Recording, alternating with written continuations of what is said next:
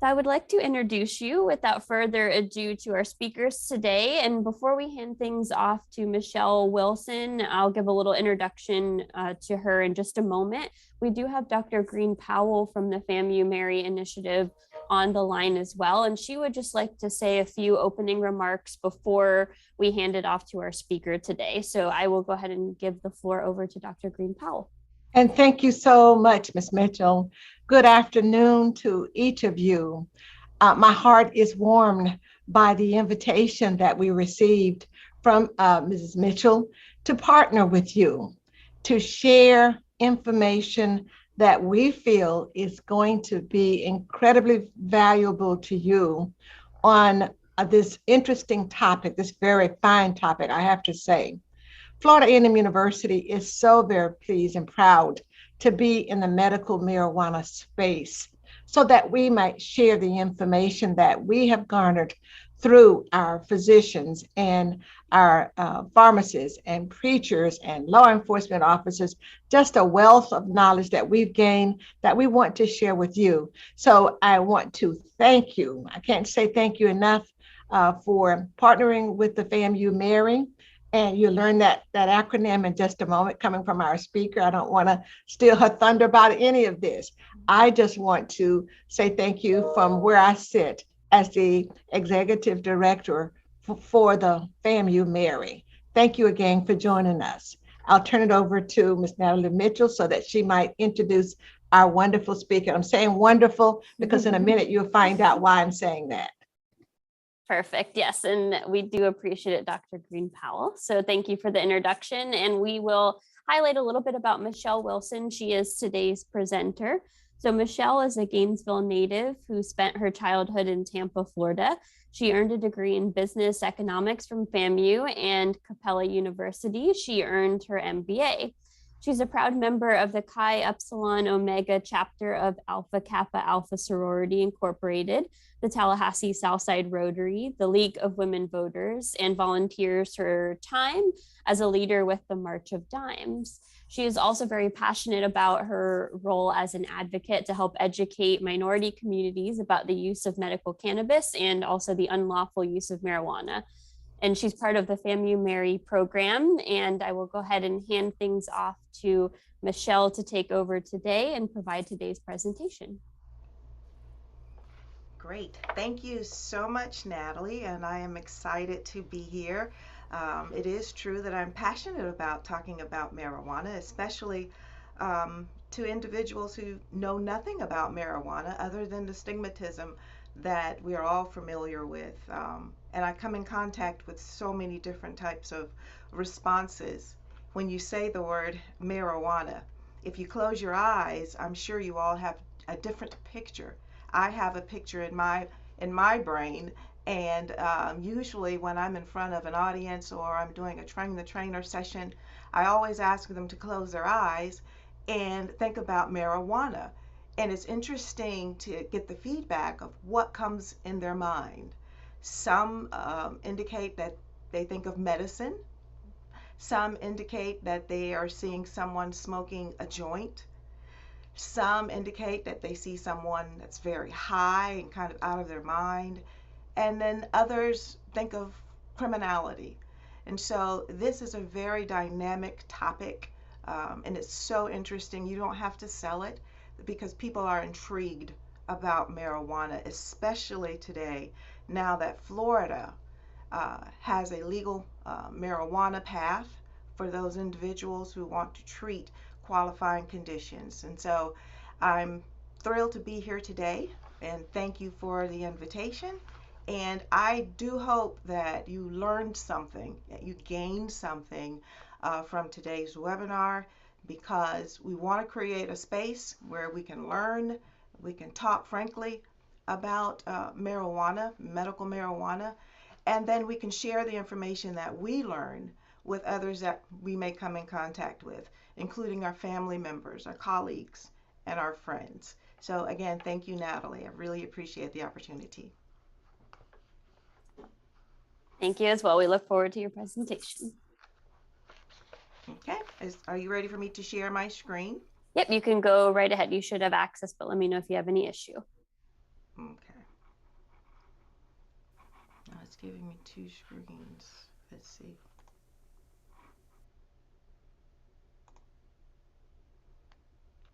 Are you seeing my presentation? Yep, we can see your introduction slide right now. Okay, excellent, excellent. Well, let's get started. Today, I understand that we're going to talk a little bit about pain and medical marijuana, and we're also going to go over some of the qualifying conditions in addition to chronic pain, which is actually one of the most popular chronic conditions. Let's see, let's get started here. Now, Dr. Green Powell and I work with a fabulous team here at MMERI.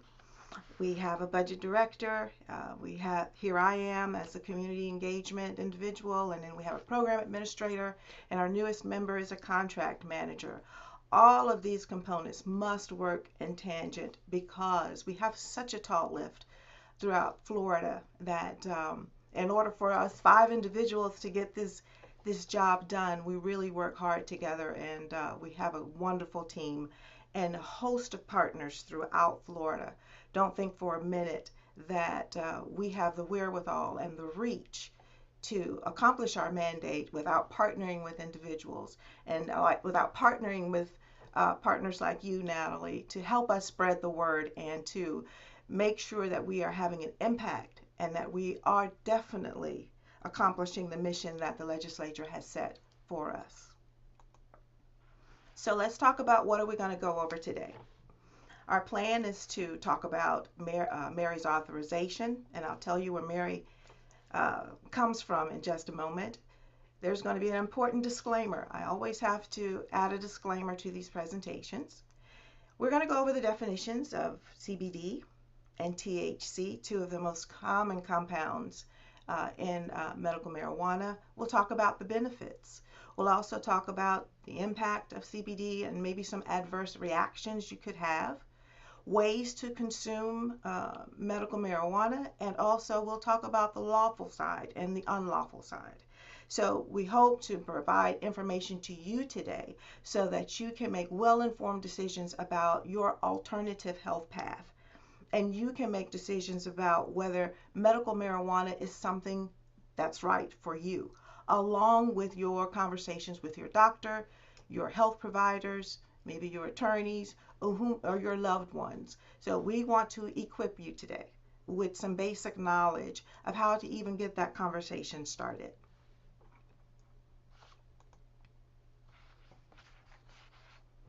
So here we are. This information is educational and informative, but by no means should this information substitute for your advice from a qualified physician, your medical doctor, your attorney. This information should never be substituted for that one-on-one care and direction that you get from a physician. You can use this information to start that conversation, continue your research, but certainly we are not operating in a position of a pharmacist or a physician or an attorney today. So be mindful of that as you listen to this information, as you read the slides. Always keep in the back of your mind, I need to talk to my doctor. I need to talk to my doctor before proceeding. Okay. Authorization. So why is FAMU, Florida A&M University, in the space of medical marijuana? We know medical marijuana was recently signed into law by the Florida legislature, and it is legal to consume medical marijuana. But what does that have to do with FAMU?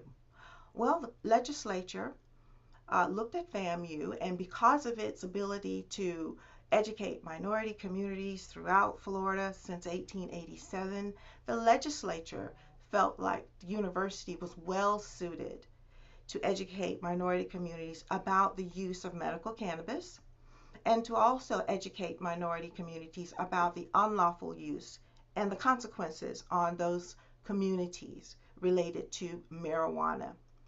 Now, you will hear me use marijuana interchangeably with cannabis And some of you may want to refer to it as weed or reefer. There are some commonly known phrases out there. And so I'm talking about medical cannabis. I'm talking about the lawful marijuana. If I say marijuana, that's the unlawful marijuana or the street marijuana that you would purchase from someone outside of a dispensary.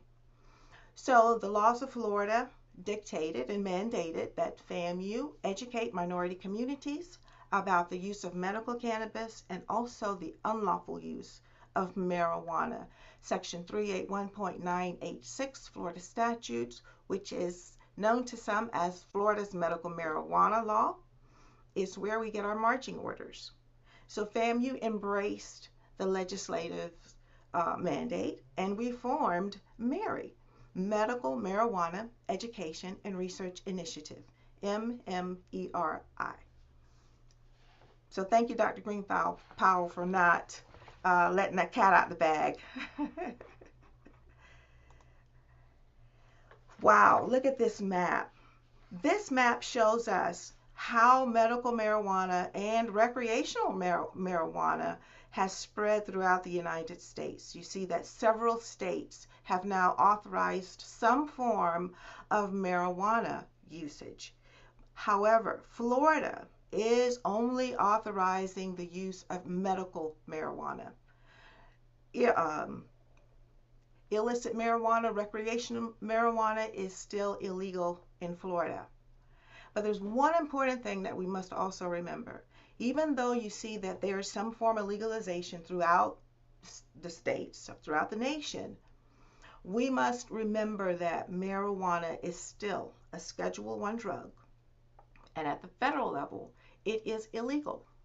You will get into trouble with possessing marijuana from the federal standpoint. Even if you have a medical marijuana card, even if you're doing everything you're supposed to do, if the federal government wants to come in and prosecute, the federal government can come in and prosecute.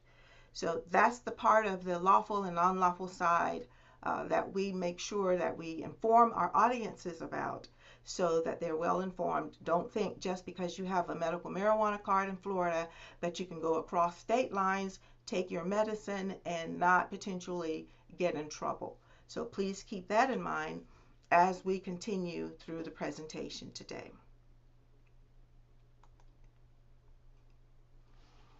So let's talk about marijuana.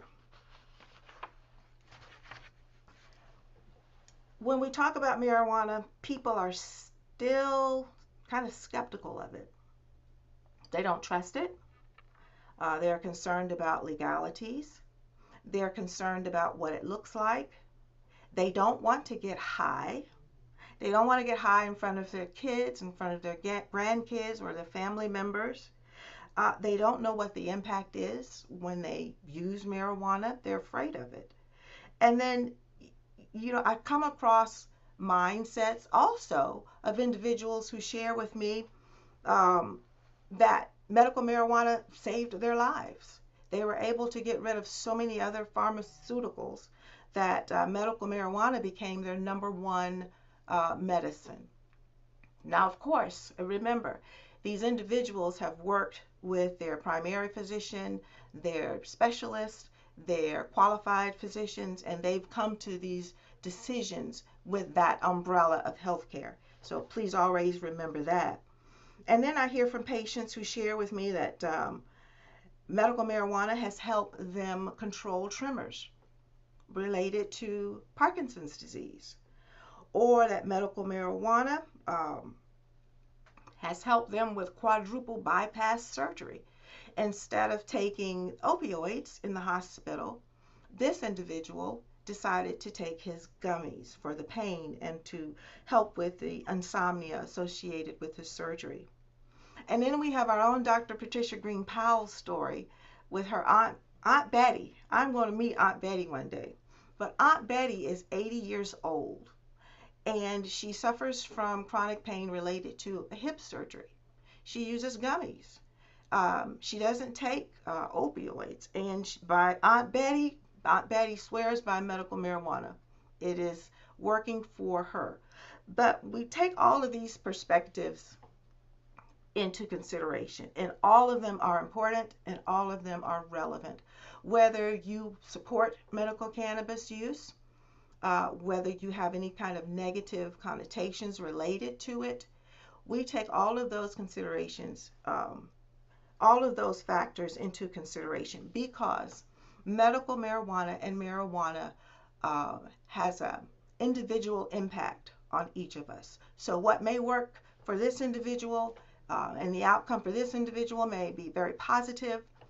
You may not have that type of reaction to marijuana. So just know that if you're talking to someone and they're sharing their story with you on how medical marijuana helped them, just remember that it is an individual road to travel and that marijuana affects people differently. Okay? So what is medical marijuana? Medical marijuana refers to using the whole unprocessed plant or its basic extract to treat symptoms of illnesses and other conditions.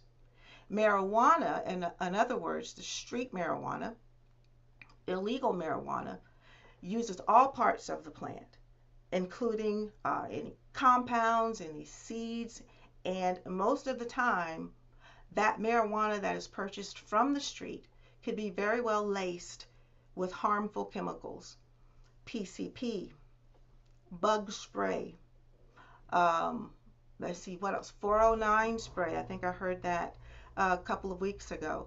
So you have to be very careful if you're purchasing marijuana from someone on the street.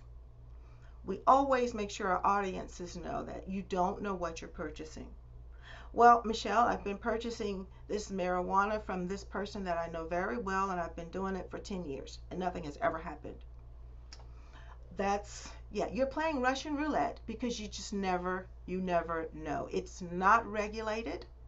And you don't know what's in it. You don't know what could have potentially gotten laced with that marijuana through the measuring process or on some type of, what do you call it, the stand where you're measuring and cutting it up to sell it. So take all of those issues into consideration, and your safety and your well-being and your health.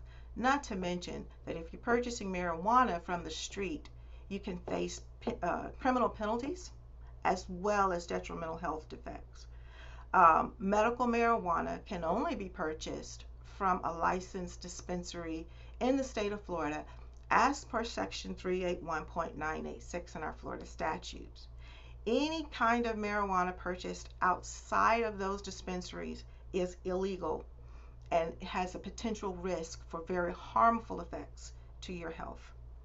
Cannabinoids are the chemicals that are found in the marijuana plant, and the two most common chemicals, you've probably heard of them, and if I were doing a class I would ask you to raise your hand and tell me, but since we're on a webinar today, I'm just going to let you know what they are. It's THC and CBD. And I'm certain, if not all of you, most of you have seen the stores selling the CBD, and you've seen the smoke shops, and they're popping up all over the place, and you've seen the True Leaves, and different types of dispensaries popping up in your neighborhoods all over the state. So those are the places where you can legally purchase medical marijuana, and stay away from other places that may be selling marijuana. Any questions while I'm going through this? I don't mind stopping. Oh, but Natalie, I think you already laid down. Yeah, we did have one that came up. I think you're going to cover it in your slides, but if you would want to address this question specifically. So we're just being asked that because it's still federally illegal, if you were to be in another state with your, legally purchased Florida marijuana, would there still be legal or criminal ramifications, say if I went up to Georgia? Your Florida, that's a great question. Your Florida medical marijuana card is for Florida. We do not recommend that you cross state lines with your medicine. You don't know the laws in Florida and Georgia, and you could very well find yourself in a situation where there's probable cause. You get pulled over by for traffic violation and there's some probable cause and you can end up in a situation where you're in the state of Georgia. Your Florida medical marijuana card is not good in Georgia, and we don't know all of the laws in Georgia. I can only speak to the laws in Florida and really caution you about taking your medical marijuana across state lines. I hope that answered your question. Perfect. Yeah, I don't see a follow-up now, so we can go ahead and keep moving.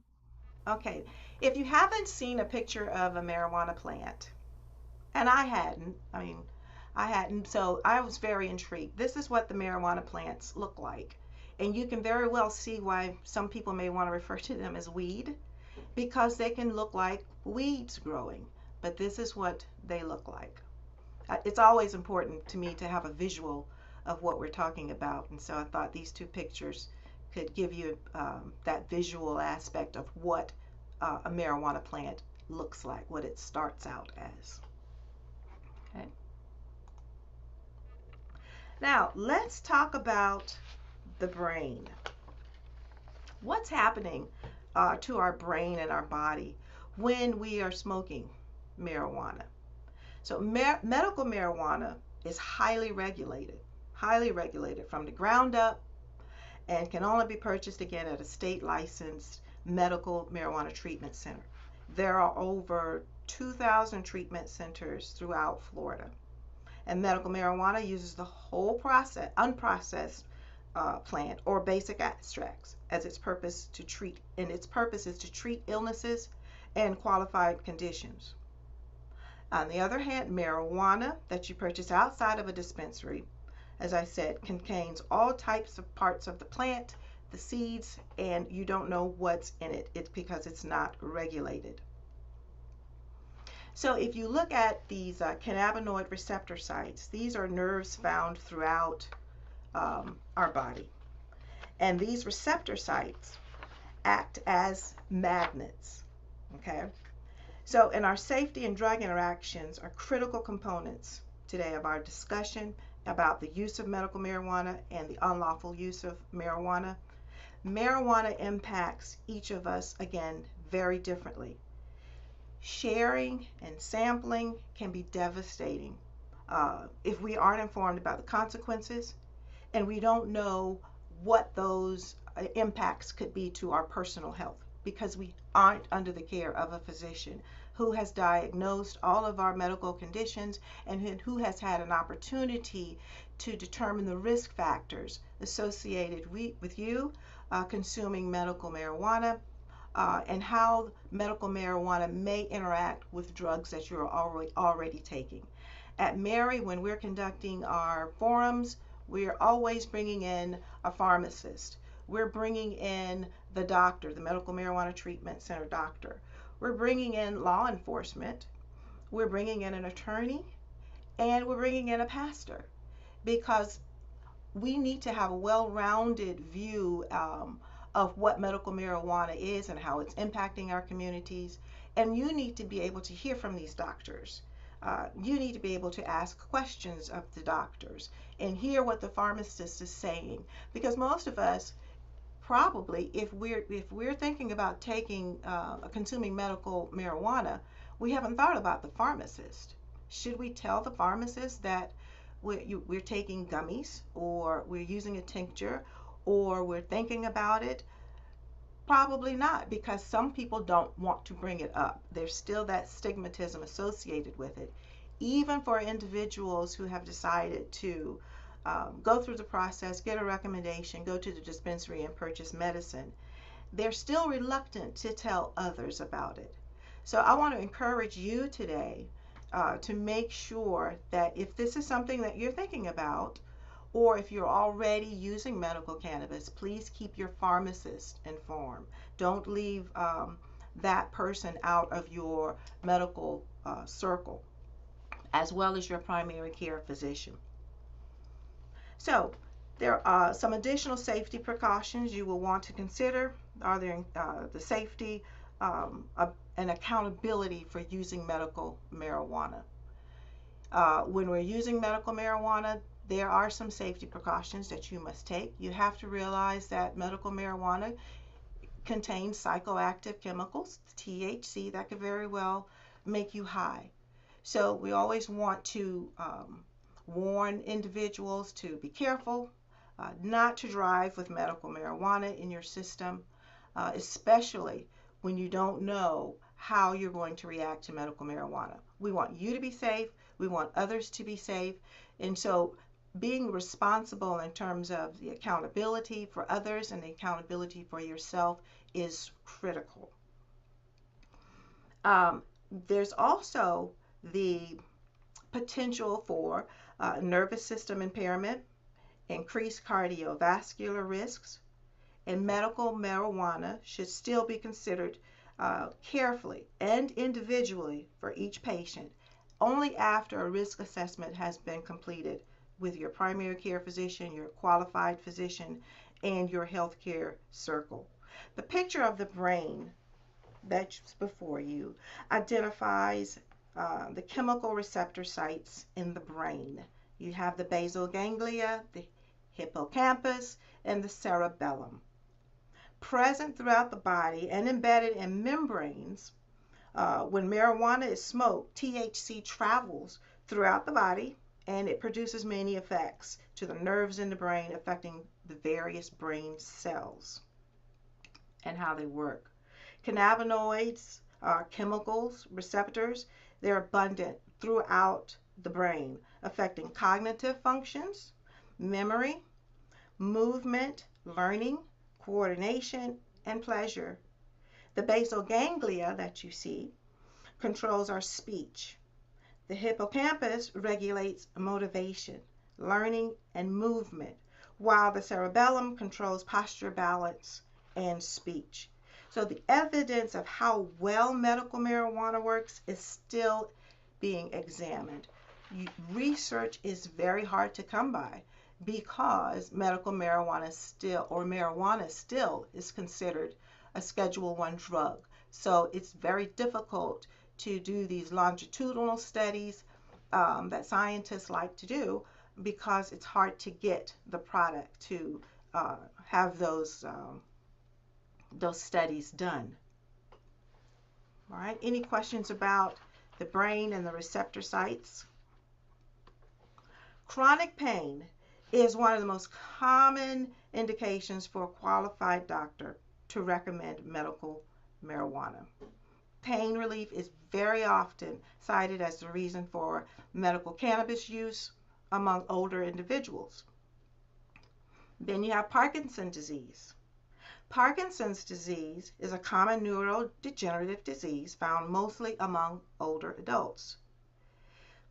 Medical marijuana has been known to help patients with Parkinson's disease with their tremors, control their tremors, and control the anxiety that comes along with the disease. Sleep difficulties. Approximately 50% of people over the age of 65 complain about sleeping difficulties. So they're seeking medical marijuana to help with their insomnia as well.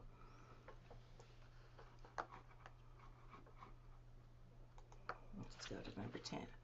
So again, what is medical marijuana? Medical marijuana contains more than 0.3% of the psychoactive cannabinoid THC. THC is the compound in marijuana that makes you high. And again, most people with pain don't necessarily want to get high. They want their pain to be addressed. And so when they think of using marijuana, some think of the smoke. They don't want to smoke it, and they are not very well familiar with the different ways to consume this medicine. It can make you high, but doctors have sometimes recommended a 1-to-1 ratio, meaning the CBD does not contain that psychoactive component that will make you high. And so a doctor may very well recommend a combination of a CBD product as well as THC. And the CBD can calm down that effect of being high to be able to treat that pain without you being concerned about being overly high or anxious or any of the other side effects that could come along with marijuana.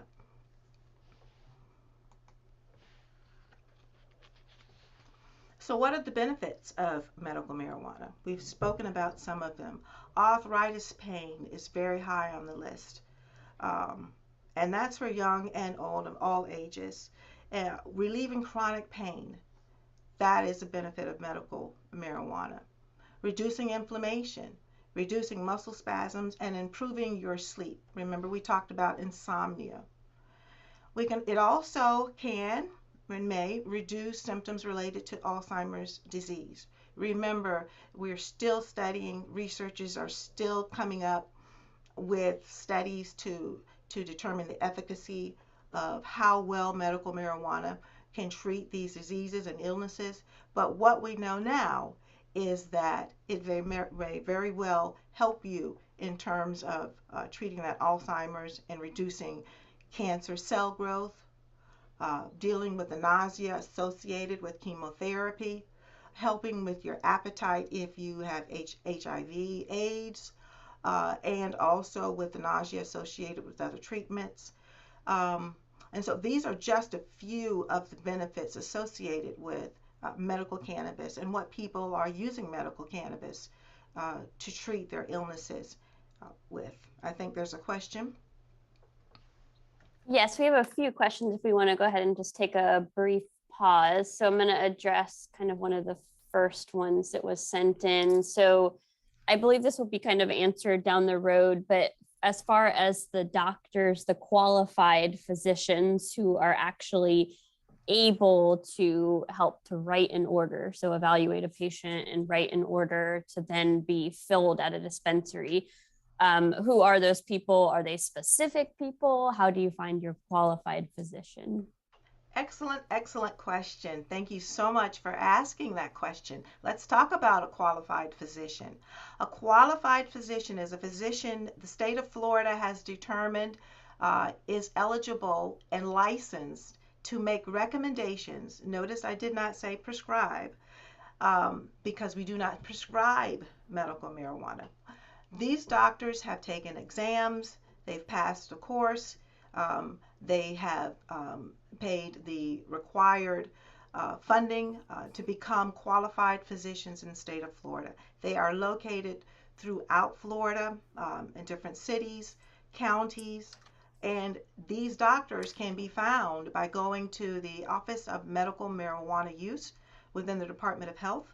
There is a link there where you can search for a qualified doctor in your area by your zip code, by the doctor's name, by your city, and you can find one of these qualified physicians in your area, the closest ones in your area, who are taking patients. Now, not everyone is a qualified physician. You may think, well, I've been seeing my primary care physician and he or she knows all about my health. Why can't I just stay with my primary care physician?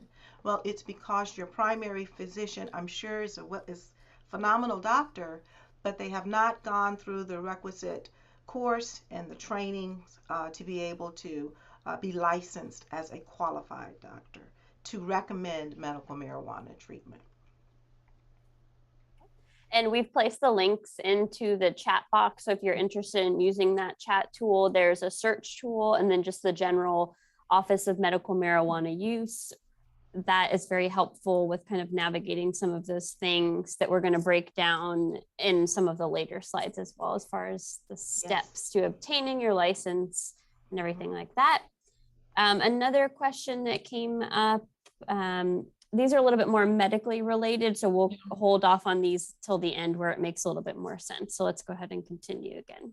Okay, thank you. I appreciate the questions. I love engagement. And so Delta 9 tetrahydrocannabinol. Try saying that 10 times without stopping.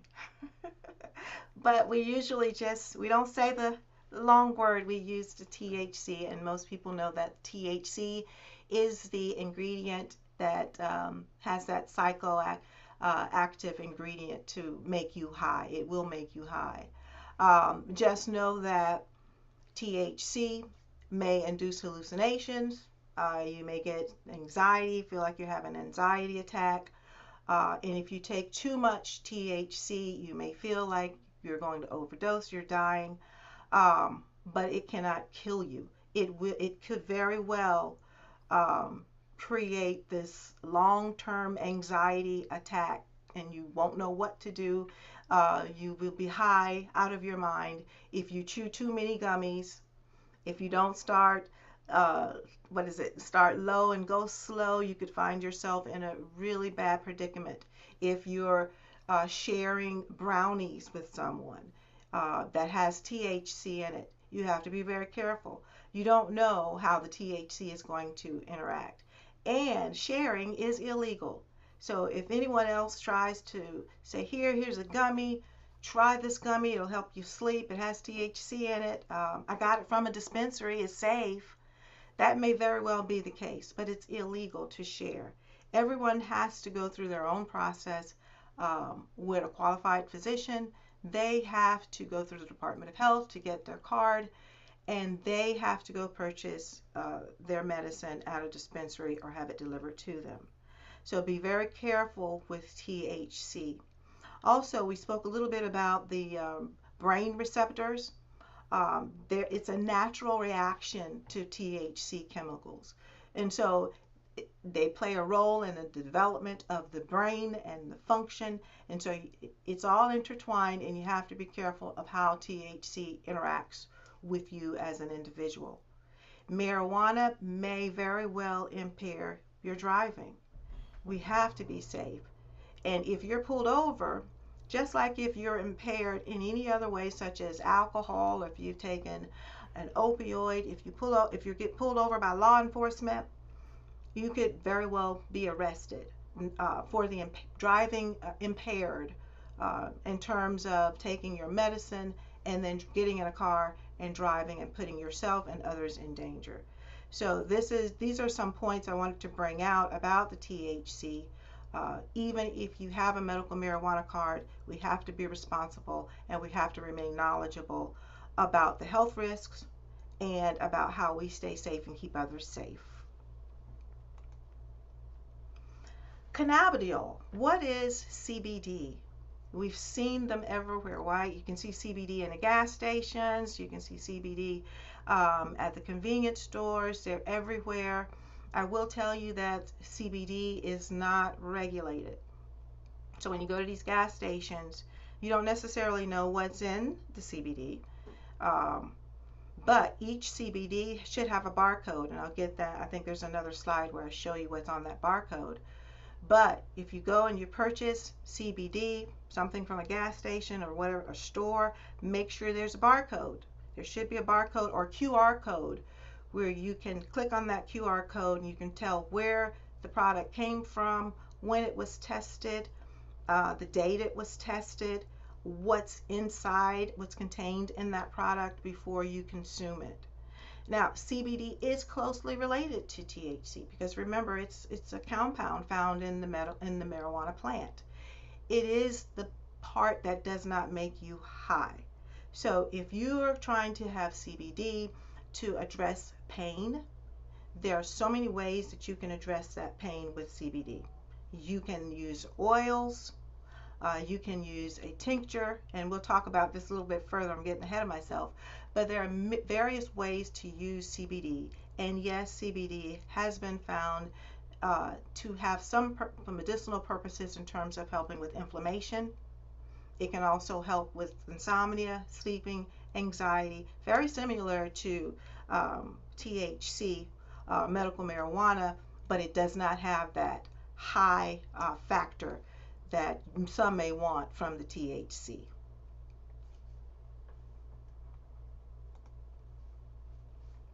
And here are some of the benefits of the CBD oils.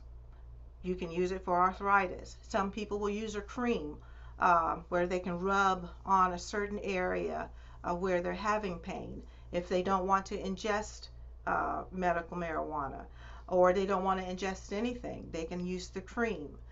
There are suppositories. There are so many different ways to apply CBD as well as medical marijuana.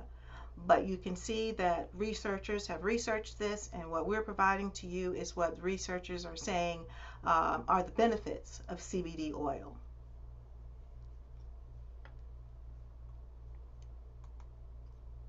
And this is what's a CBD, just a picture of a CBD oil. Remember, I like to show pictures every now and again so that you have an idea. If you haven't seen it, it's nothing intimidating. This is what it looks like and what it could look like. And if you've not been inside a dispensary, I think it's important for you to have an idea of what a dispensary could look like. This is just an example. I don't know where this dispensary is, but most of them look like this. They're a store where there's a cash register.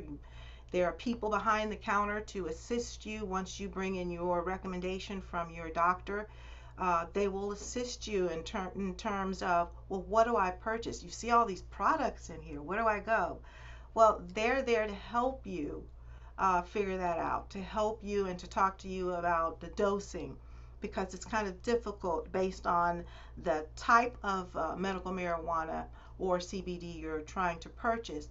Trying to get the right dosage may take a while, and you will have to work very closely with your physician to get that dosing right. But there are individuals who are very well trained and knowledgeable behind the counter to really spend the time with you and to help you. What I would advise is that if you are going to purchase from a dispensary, it would be great to ask if they have a program, an education program, to help you and to answer questions about the products, because what you don't want to do is go buy a product and not have a full understanding of how to take that product. For example, if you buy a pack of gummies, how much of a gummy do you take? How do you measure the amount of medicine you should take when you can't measure it with a spoon and there are any kind of indications on the medication? So you really want to be at a dispensary where you can talk to someone who's knowledgeable while also staying in contact with your physician.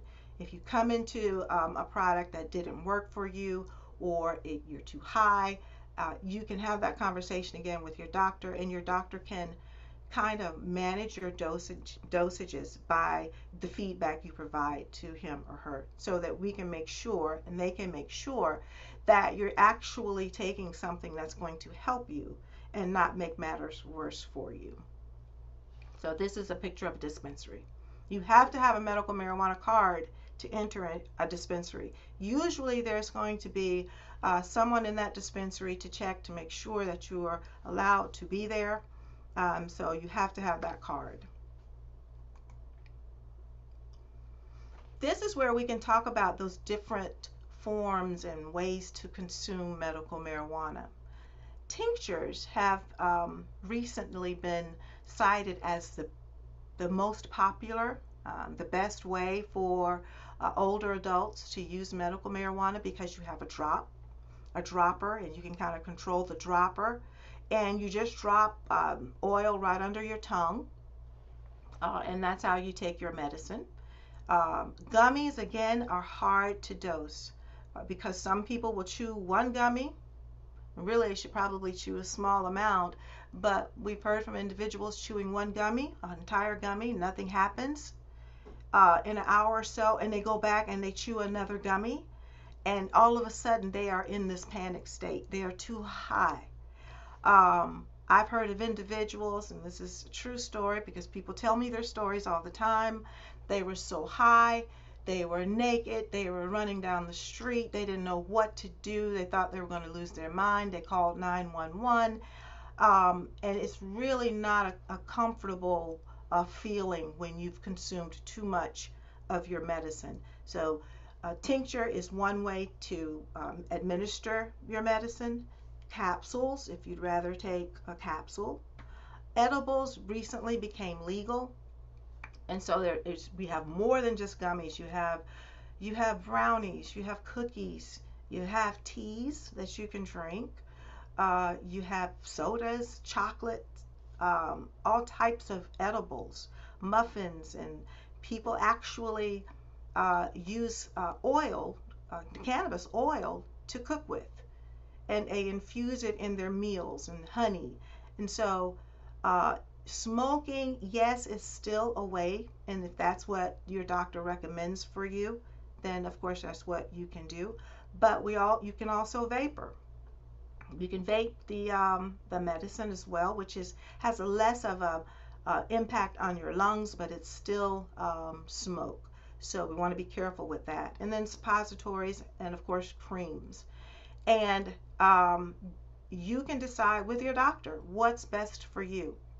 You don't want people to see you smoke marijuana. You don't want people to know that you're consuming medical marijuana. Then here are some of the ways that you can consume your medicine. It's your business, and people don't have to know about your medicine.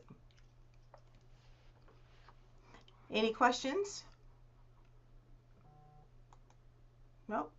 So again, more pictures. Oh, I see a raised hand. But here's some pictures of the muffins and the honey and the different types of edibles and the creams and the tinctures that are available in these dispensaries. CBD is available in the dispensary as well.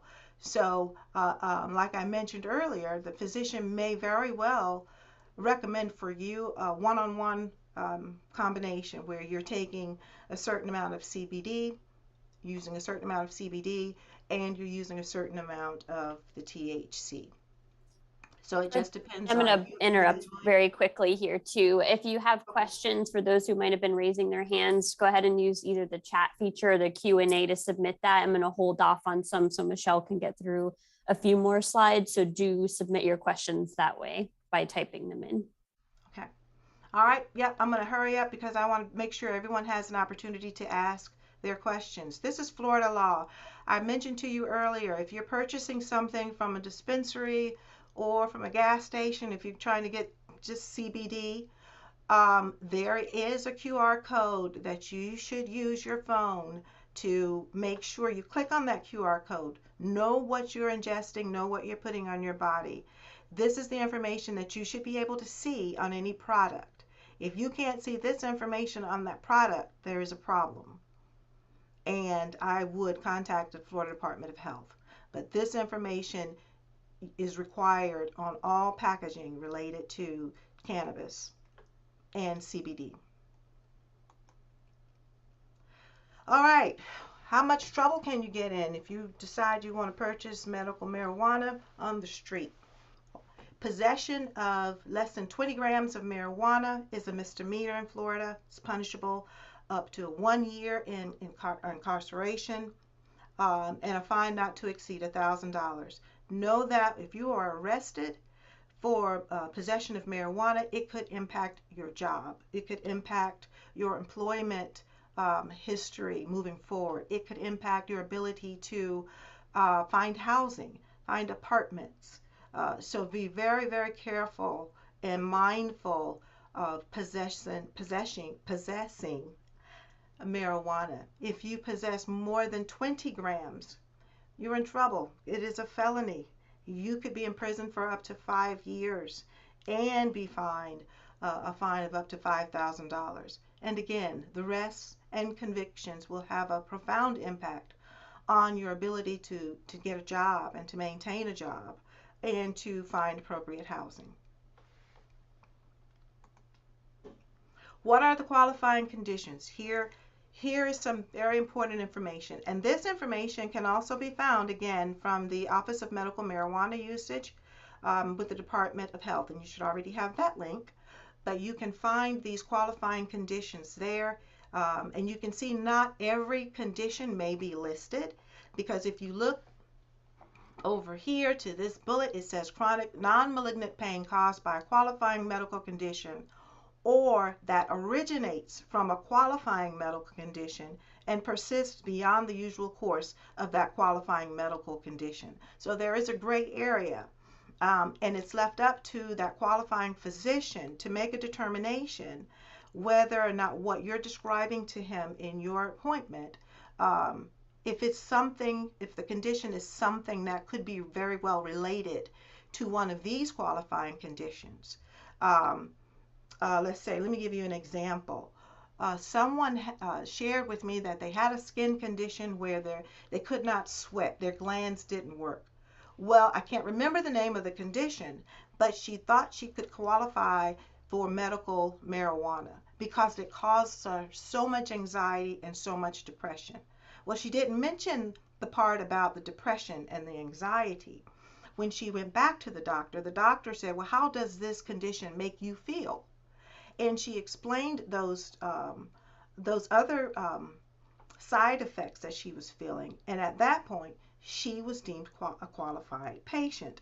So that's why it's so important to have that one-on-one conversation with a qualifying condition and be honest, open, and frank with the doctor. Tell them everything that's going on so the doctor can make a well-informed decision and so that you can get access to alternative medicine if you're qualified to do so.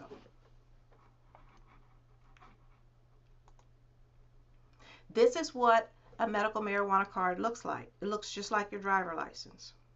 This is what you take to that dispensary once you've been approved by a qualified condition and the Department of Health issues this card to you. So this is what it looks like. Access. You must be a qualified patient must first be a permanent or seasonal Florida resident, diagnosed with a qualifying condition by a qualified physician, and we know what a qualified physician is now, and we just briefly viewed some of the qualifying conditions. And then you have to obtain a medical marijuana use registry card for $75.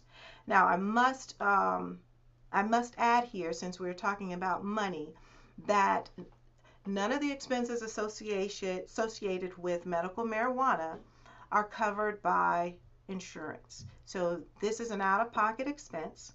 You will pay for your doctor visit, which varies amongst the doctors. I think maybe it's an average $100, $150. And then you get your card, you take for $75, you take that card to the dispensary, and that's when you purchase your medicine. And you can spend, whatever amount you'd like to spend in that dispensary, but just know that there is no insurance, there aren't any payment plans, and that it can be costly. But for a lot of people, they've made the decision that it's worth it, and they make the necessary adjustments in their budget to get access to medical cannabis. While at the same time, let's not be naive. Some people will get that medical marijuana card, find that it's just too expensive for them, and they'll want to purchase medical marijuana from the street. That medical marijuana card will not save you. You cannot hide behind the medical marijuana card if you are purchasing marijuana anywhere outside of a lawful dispensary.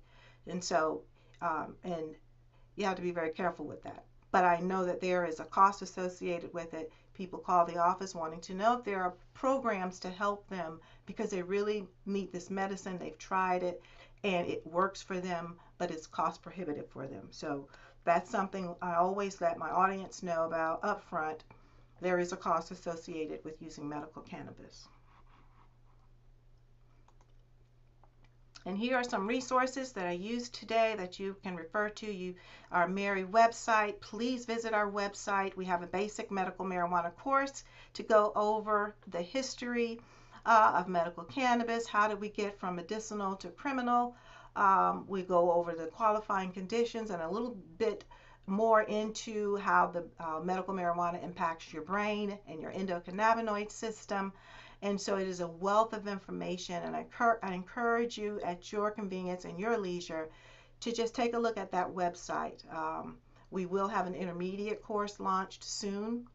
And know that MMERI is available to conduct forums in your area, virtually, in person, focus groups, and we have conversations on cannabis once a month on Facebook Live and YouTube. So we are trying to do a phenomenal job in getting the word out to our minority communities and communities across Florida about the use of medical cannabis, and also let them know that there are some ramifications for using medical marijuana outside of a dispensary.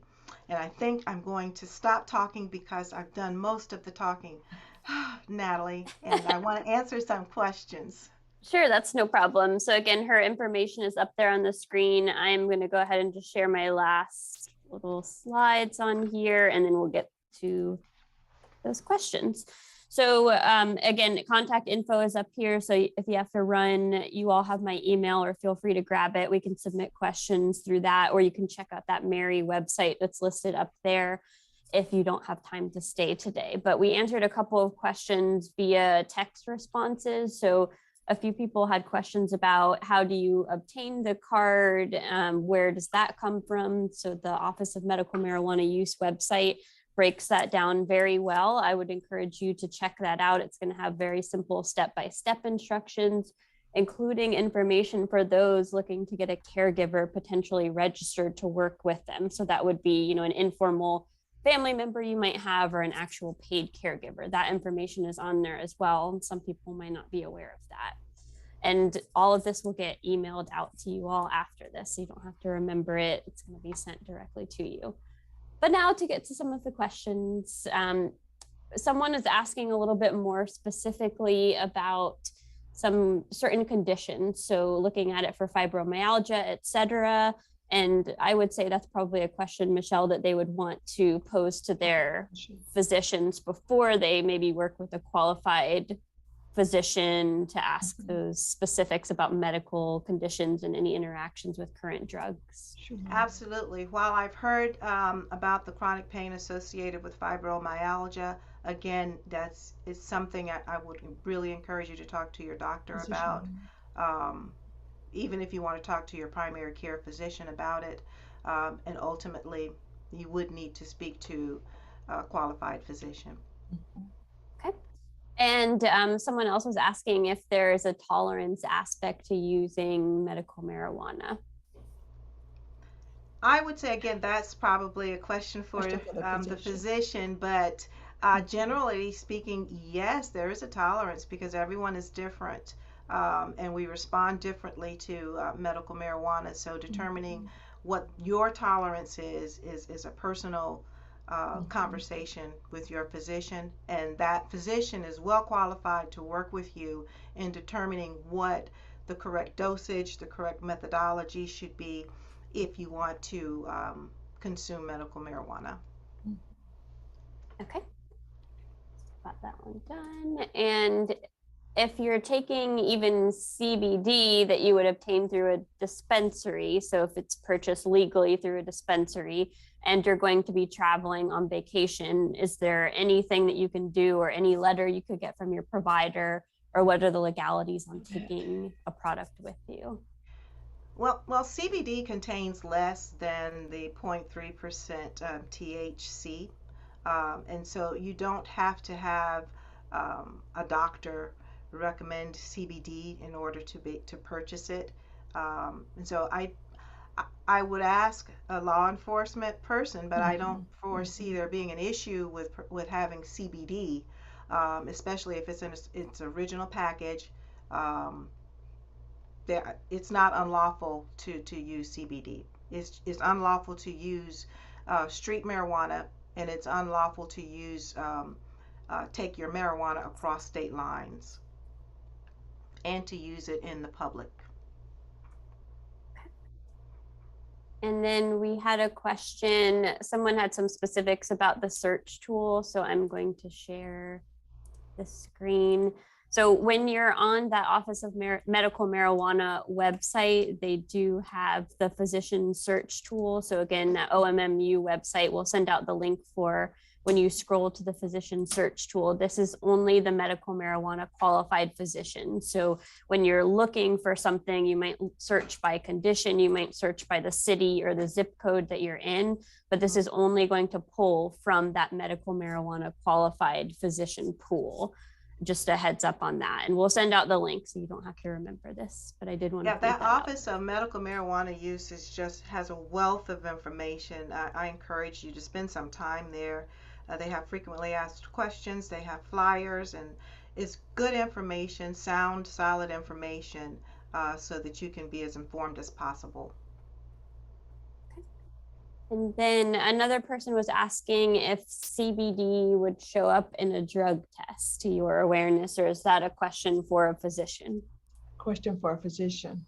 Yeah. Okay. Yeah, speak with your physician a little bit more about the specifics in blood work and things like that. Sure.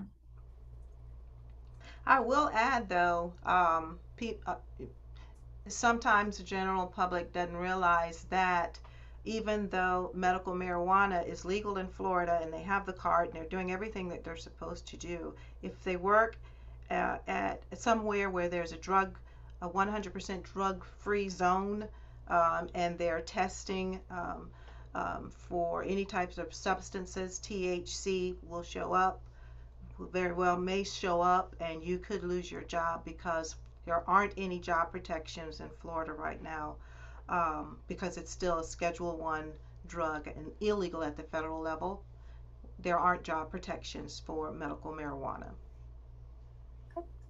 Another question that came in, if this touches a little bit more on the medical side of things, so we won't go in depth into this, but if you have specifics about your condition, things that you've tried, always go back to that qualifying physician in order to get those questions answered. So if you have tried taking something and it's not going well, or you just need to talk with them about your reaction to it, definitely go back to that qualified physician and get those questions answered with them. Yes. But another part of that is about Delta 8 versus medical marijuana. If you're able to give some information, or if you have a website or resource I can email out, that could work as well. Delta 8 is a hot potato right now because you don't have to have the qualified physician to make that recommendation. You can go in any of the CBD stores and purchase Delta 8. It does have THC in it. And I think I'll let Dr. Green Powell talk a little bit more about it if she wants to add to it. It's the legislature hasn't said it's illegal, but there are conversations about it, and I know it's a hot topic. Ms. Mitchell, there's a really good article that I shared, I think, with you, Michelle, that I want to share with you, and then you can share it with the group. Perfect. Okay? Yes. Because the time is getting tight for us. Yeah. Yep. We appreciate y'all who are Sure. hanging out with us still. We'll get some more of these questions answered just a couple more minutes here. Okay, sure.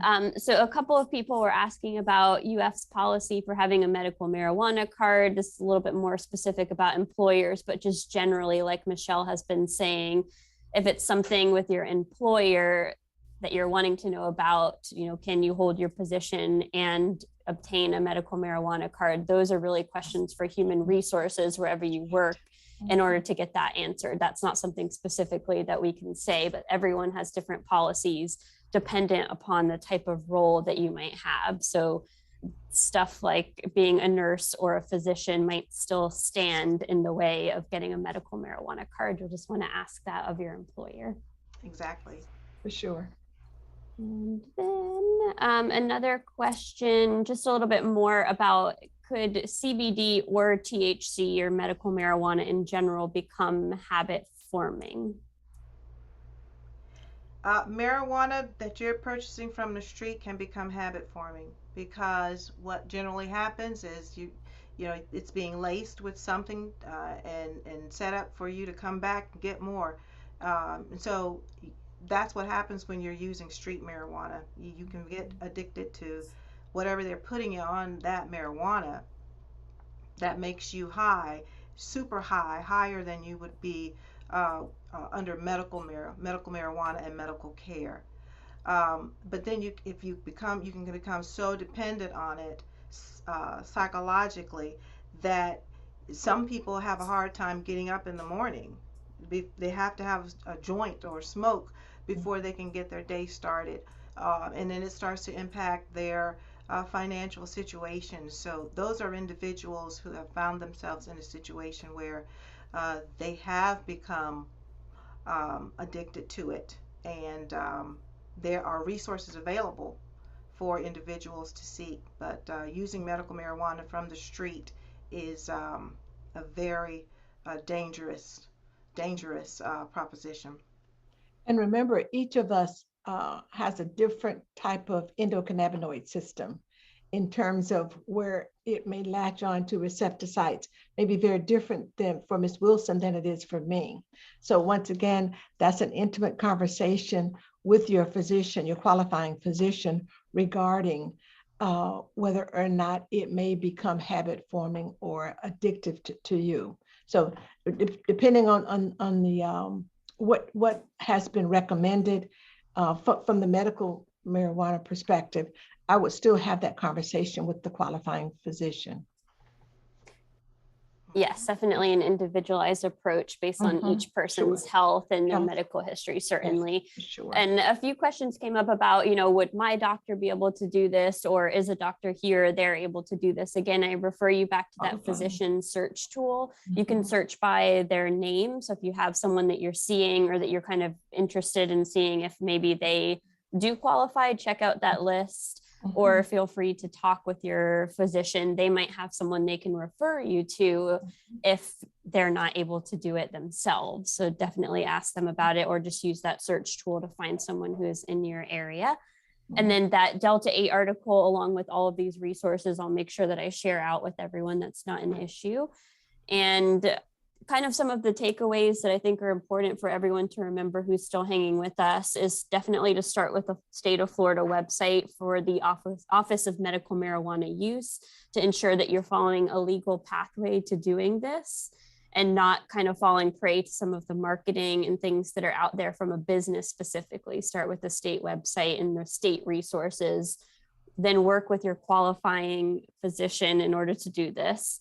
Ask your questions at the dispensary when you actually go in, if you're going to fill an order, and then go slow with things. If this is something that's newer to you, just like all medications, being conservative at first, and then try tracking your use and your body's response to what you are taking. So that way you can get some of these questions answered. So am I building a habit? Am I building a tolerance? Am I reacting poorly? You'll know that if you're tracking it and writing things down. And then again, follow that loop. Go back to your physician, talk with them about the specifics, find the regimen that's right for you, just like with any other medications out there. I don't see any other additional questions on here, so we will close out. I know you guys have hung out with us a little bit longer, so we appreciate the extra time today. We'll be sending out that follow-up survey, information about the MMERI website, and other resources that we've talked about on today's webinar. But we do appreciate everyone for tuning in, and definitely make sure that you check out our next event that will be coming up in the month of March on beginning a meditation practice for pain management. And thank you again to our guests from FAMU and for everybody tuning in today. Thank you. Thank you all so much. Great audience. Have a great weekend. Thank you so much, Ms. Wilson. Great job. Thank you. Thank you, Natalie.